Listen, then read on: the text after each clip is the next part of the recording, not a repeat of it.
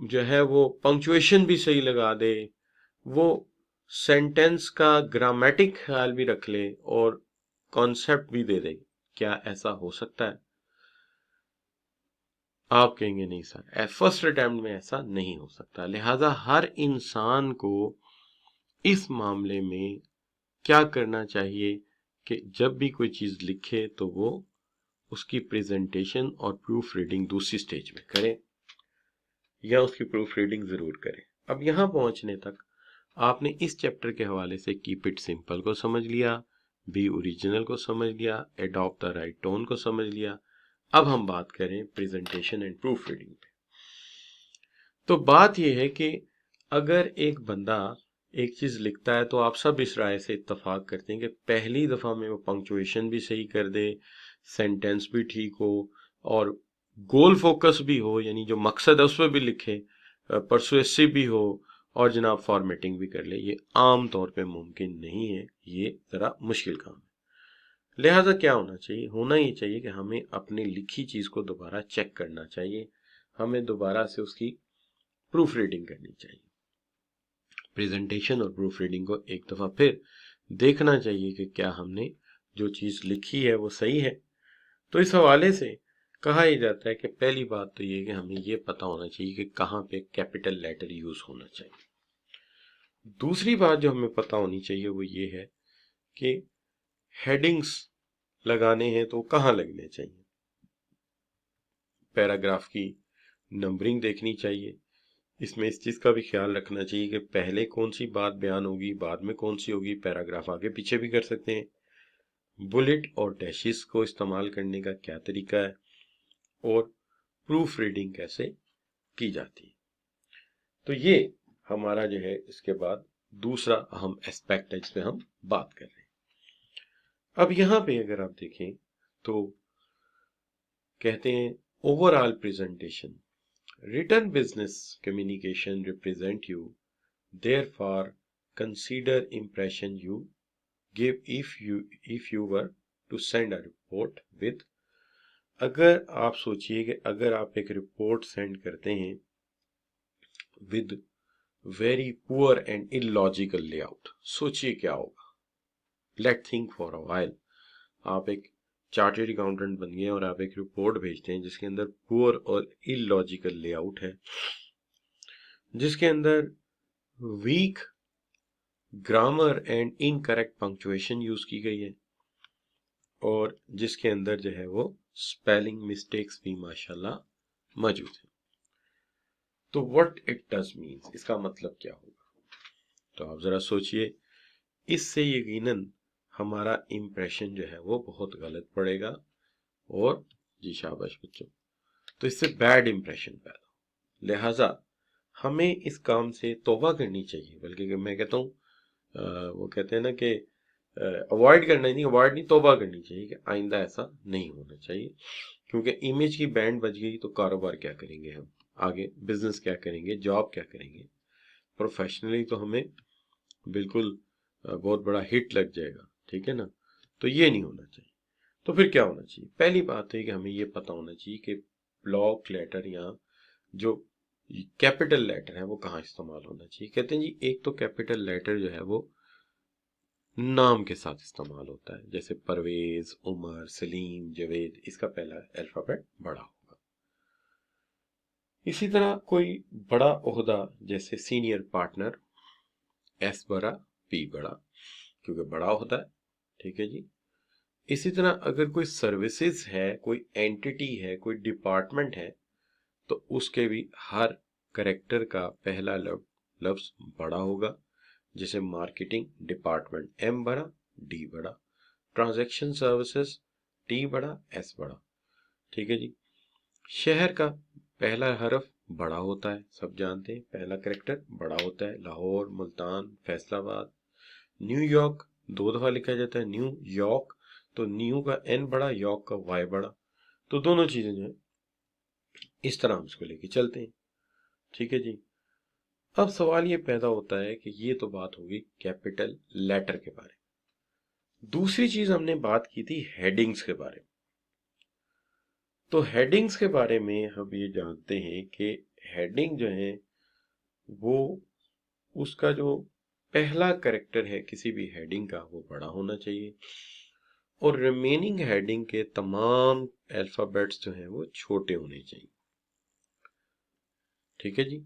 हाँ, अलबत्ता कोई टर्म है तो उसके लिए फिर आप कैरेक्टर का पहला कैरेक्टर उसके जो टर्म है वो बड़ा कर सकते हैं आप। जैसे कहीं आप रिकॉन्सिलिएशन पढ़ा रहे हैं, ठीक है, या आप मार्जिनल एफिशिएंसी लिख रहे हैं, या आप कोई कंसोलिडेशन का वर्ड यूज करें, कंसोलिडेटेड स्टेटमेंट, तो आप सी और एस बड़ा कर सकते हैं। लेकिन जर्नल रूटीन में क्या होता है, जर्नल रूटीन में ये होता है कि हेडिंग का पहला कैरेक्टर बड़ा होता है, बाकी छोटे होते हैं।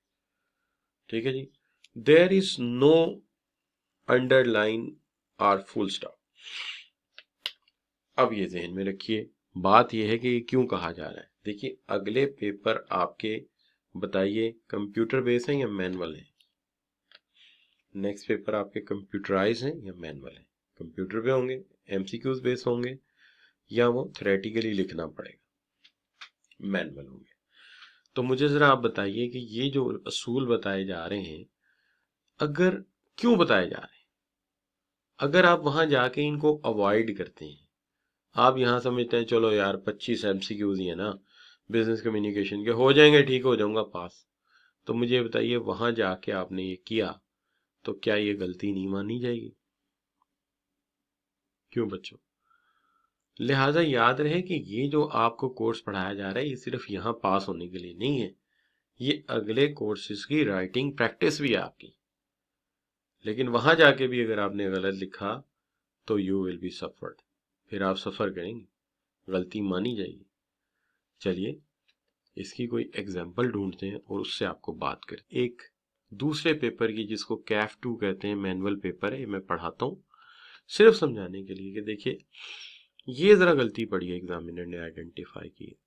मैनी स्टूडेंट हु रोट, जो स्टूडेंट जिन्होंने लिखा, what is not consumed is saved instead of what is not spend on consumption is saved. यहां पे ये था कि जो पैसा खर्च नहीं होता वो सेव हो जाता है, पैसा। तो इसमें होना ये चाहिए था कि लिखा जाता what is not spend on consumption is saved, जो कंजम्पशन पे खर्च ना हुआ वो सेव हो जाएगा। उन्होंने लिखा what is not consumed is saved, तो ये तो आलू भी सेव हो जाएंगे, एप्पल भी सेव हो जाएंगे, नहीं जो कंज्यूम नहीं हुआ, खर्च नहीं हुआ, बच गया। तो ये उसने कहा कि विच showed a sort of care free attitude, यानी इससे पता लगता है कितना केयर फ्री एटीट्यूड है आपका, कितना केयर फ्री एटीट्यूड है।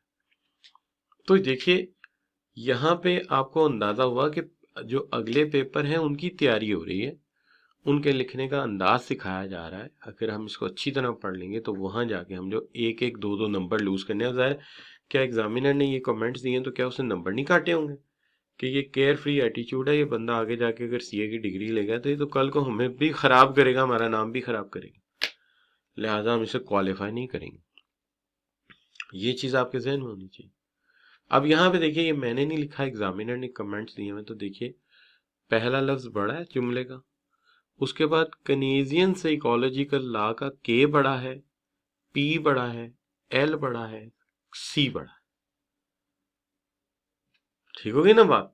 तो इससे अंदाजा होता है कि कहाँ क्या लिखना है और वो कितना असलूब का ख्याल रखते हैं जब आगे चलते हैं। तो मैं इसको हटाता हूं, सिर्फ ये इसलिए था कि आपको अंदाजा मैं करवा सकूं कि किस कदर प्रोफेशनल अप्रोच के साथ हमें चलना पड़ता है। तो लिहाजा ये भी आपका अंदाजा होता जाए कि ये कितना ज्यादा जरूरी है कि हम चीजों को करेक्ट वे में लिखें, करेक्ट वे में परसीव करें। लिहाजा चलते हैं अपने टॉपिक पे वापस। क्या जी कि हेडिंग लिखना जो है उसका पहला करेक्टर बड़ा, कहीं कोई टर्म आ गई है तो उस टर्म के जो नेम है उसका भी पहला करेक्टर जो होगा बड़ा होगा, लेकिन अंडरलाइन नहीं होगा। The size and type of the type face should be adjusted to reflect the importance. ये हो सकता है कि टाइप फेस यानी कि जो उसका फॉन्ट है वो उसकी अहमियत को उजागर करने के लिए, अगर मेरा ये देखिए ये जो है ये कितना फॉन्ट होगा, ये मेरा हाल ही ये मैंने 28 लगाया हुआ, लेकिन हेडिंग 28 में नहीं है, हेडिंग उससे बड़ा है। क्यों जी, है कि नहीं? इज इट सो और नॉट कि जो जर्नल फॉन्ट चल रहा है हेडिंग उससे बड़ा है, ठीक है ना? अच्छा, लेकिन उसका आगे कोई फुल स्टॉप नहीं है, कोई अंडरलाइन नहीं है, कुछ भी नहीं। तो मोस्ट ऑर्गेनाइजेशंस हैव टेम्पलेट्स। इस मामले में चूंकि लोग गलतियां बहुत करते हैं, तो बहुत सारी ऑर्गेनाइजेशन ने टेम्पलेट्स बनाए हुए, लेयर्स ऑफ हेडिंग एंड सब हेडिंग्स कैसे देने उन्होंने रखा हुआ है कि जी पहला टॉप हेडिंग सेंटर में होगा, इतना बड़ा फॉन्ट का होगा, फिर आप लिखेंगे, फिर एक हेडिंग होगा, उसके नीचे अगर हेडिंग आएगा तो वो उससे छोटे फॉन्ट में होगा, ठीक है, कंपोजिंग जाइस में होगी। तो ये सारे फॉर्मेट बने होते हैं, और इसके ऊपर इवन रिसर्च है, तो रिसर्च में भी कुछ ना कुछ फॉर्मेट्स दिए हुए होते हैं कि ये फॉर्मेट आपने फॉलो करने हैं। अब इसके बाद आ जाती है आपकी paragraph numbering. Paragraph numbering, paragraph numbering की जब आप बात करते हैं तो एक रीजनेबल अप्रोच ये है कि अगर आपका लेटर एक पेज का है तो कोई बात नहीं, आप नंबरिंग नहीं करते, कोई मसला नहीं है, जो कि 3 या 4 पैराग्राफ है सामने नजर आ रहे हैं। लेकिन अगर एक लेटर लेंथी हो गया है, आपको नजर आ रहा है कि लंबा हो गया है, एक लेंथी है, तो फिर लेंथी लेटर्स जो होते हैं उनको नंबर अलॉट किए जाते हैं, पैराग्राफ नंबरिंग अलॉट की जाती है। क्योंकि लेंथी है, लिहाजा बेहतर है कि इंसान को याद रहे कि मैं कौन से नंबर पे चीज पढ़ रहा था, ताकि ज्यादा पैराग्राफ होने की वजह से जगलिंग ना हो जाए। जगलिंग का मतलब ऐसा ना हो एक पैराग्राफ आप जंप कर जाएं, तो ऐसा ना हो, इसलिए नंबरिंग अलॉट की जाती है। तो जी शाबाश, आप ये बता सकते हैं कितने पेजेस का लेटर हो तो नंबरिंग जरूरी है? जी शाबाश, कितने पेजेस का लेटर हो तो फिर नंबरिंग जरूरी हो जाती है। लेकिन इसीलिए आपने देखा होगा हमने आपसे ये कहा था कि आइडियल लेटर कितना बड़ा होना चाहिए। अगर मैं कहूँ एक आइडियल लेटर लिख रहे हैं तो कितना बड़ा होना चाहिए?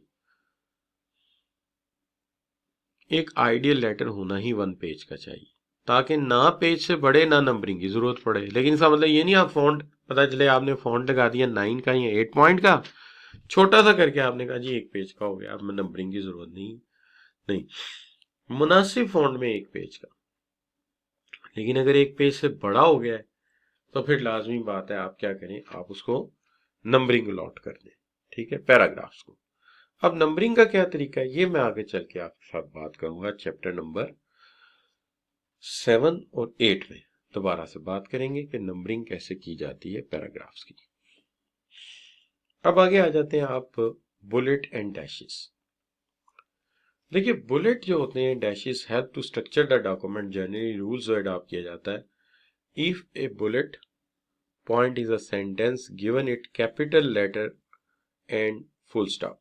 इसे कैपिटल लेटर भी दें और फुल स्टॉप भी करें, ठीक है, जिसे कैपिटल लेटर भी दें और फुल स्टॉप भी दें।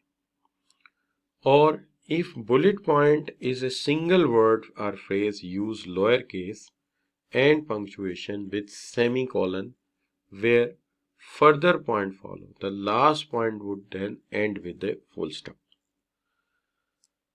अब बात क्या है, फर्ज कीजिए मैं कोई सेंटेंस लिख रहा हूं कि in this way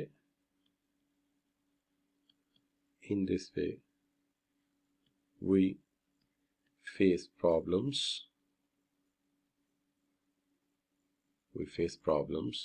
like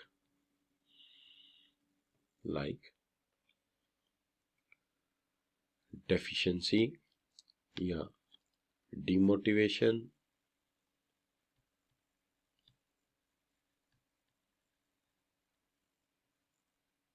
separations and delays. अगर हम in this way we face problems like demotivation, separation and delays, तो हम इसी फिक्रे को अगर बुलेट्स में लेके जा रहे हैं, तो मेरा ये काम है कि मैं लिखूं कि in this way we face problems like. तो ये पहला बुलेट पॉइंट हो गया।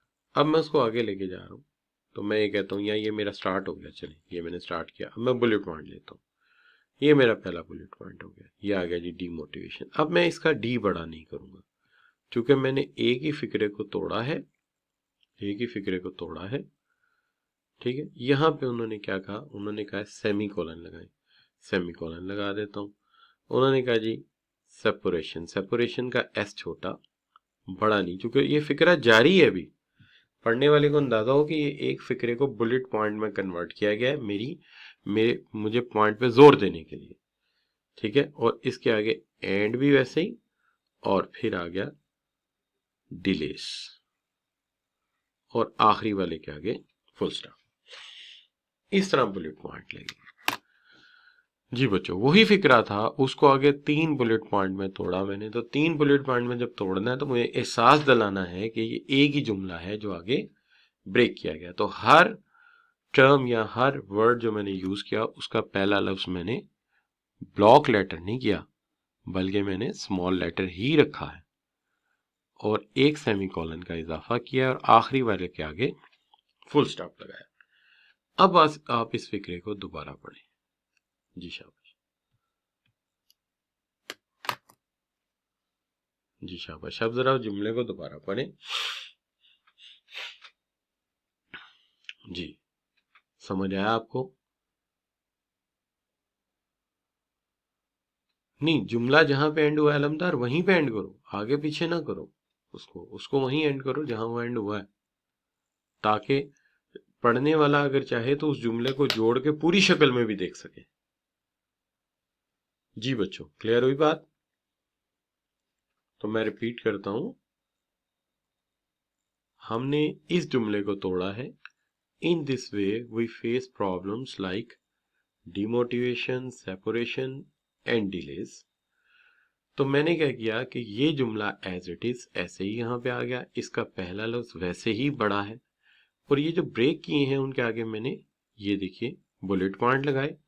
लेकिन बुलेट पॉइंट लगाते वक्त इसका डी छोटा, इसका एस छोटा, इसका डी छोटा, और मैंने कॉमा को रिप्लेस कर दिया सेमीकोलन से, और आखिरी फुल स्टॉप वैसे ही मैंने लगाया है जैसे था। तो इन this way it is broken. ठीक हो गया बच्चों? तो इसको हम कहते हैं बुलेट एंड डैशेस कैसे लगाने हैं, और ये मैं फिर कहूंगा कि पेपर में लगाने पड़ेंगे आगे चल के, तो आपने बिल्कुल इसी तरह से लगाने हैं, ठीक है। टू एम्फेसाइज द पॉइंट, बिल्कुल पॉइंट को एम्फेसाइज करने के लिए, कि पढ़ने वाले को पता चले कि वही फिक्रा है और उसी को तोड़ा जा रहा है, लेकिन मकसद ये है कि उसको जो चीज पे जोर देना है जोर दिया जा रहा है, ये बात। अब बच्चों बात आ जाती है कि प्रूफ रीडिंग की जो आखिरी बात है इस पर्टिकुलर पॉइंट पे। देखिए, प्रूफ रीडिंग एक आर्ट है, एक काम है, सीखना पड़ता है, हर चीज सीखनी पड़ती, प्रूफ रीडिंग भी सीखनी पड़ती। प्रूफ रीडिंग में हमेशा ये याद रखना चाहिए कि जितना काम लिया जा सकता है सिस्टम से या मशीन से लिया जाए।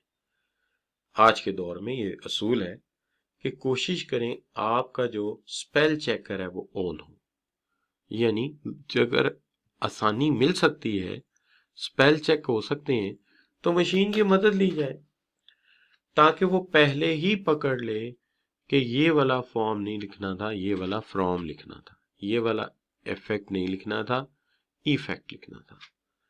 तो लिहाजा अगर माइक्रोसॉफ्ट आप यूज कर रहे हैं, कोई भी सॉफ्टवेयर यूज कर रहे हैं, तो इसके अंदर स्पेल चेक होता है, यूज करना चाहिए। वो कहते हैं ना कि जो चीज इजाद हो चुकी है उस पर हमारा हक है, जो चीज इजाद हो चुकी है उस पर हक है, हमें व्हील को री इन्वेंट करने की जरूरत नहीं है। जो इजाद है वो इजाद है, वो यूज करें उसको। दूसरी बात यह है कि कभी भी कोई आप चीज लिखें और आप कहें जी आप फौरन प्रूफ रीडिंग करेंगे और आपको उसकी गलतियां समझ आ जाएंगी, सवाल ही पैदा नहीं होगा, कभी भी नहीं आएंगी। हमेशा याद रखिए कि जब भी आप कोई चीज को पढ़ते हैं तो हमेशा टेक अ ब्रेक वंस। लिख लिया, अब उसको छोड़ के थोड़ी देर पढ़ा रहने देखो, और काम कर ले उतनी देर। आप थोड़ी देर छोड़ेंगे तो आप उस स्टेट ऑफ माइंड से बाहर आ जाएंगे जिसमें आपने उसे लिखा था, उस स्टेट ऑफ माइंड में आपको गलतियां नजर ही नहीं आ रही, लेकिन थोड़ी देर बाद आप देखेंगे तो first you draft before the proof reading with A clear mind. जब आप क्लियर माइंड होके रीन्यूड एनर्जी के साथ आएंगे तो आप अपनी गलतियां पकड़ लेंगे। लिहाजा से कोई भी लेटर लिखें, रिपोर्ट लिखें, कोई भी डॉक्यूमेंट लिखें और आप कहें जी बस अभी लिखा है अभी गलतियां भी निकाल लेंगे, नहीं, मुश्किल है। आप थोड़ी देर छोड़ दें, फिर आपको गलतियां नजर आना शुरू हो जाएंगी। और अगर आप ऐसा ना कर सकें, जल्दी है, तो आस्क अ कलीग, एक कलीग को कहें, क्योंकि वो स्टेट ऑफ माइंड में नहीं, वो नॉर्मल है, वो रीडर है, लिहाजा वो रीडर पॉइंट ऑफ व्यू से देखेगा तो वो आपकी गलतियां निकाल देगा कि ये गलतियां आपने की, ठीक है। बल्कि ये बड़ी अच्छी लर्निंग हो जाएगी कि कोई दूसरा आपकी गलतियां निकाल दे, तो फिर दोबारा आप वो गलतियां शायद कम करेंगे, ठीक है।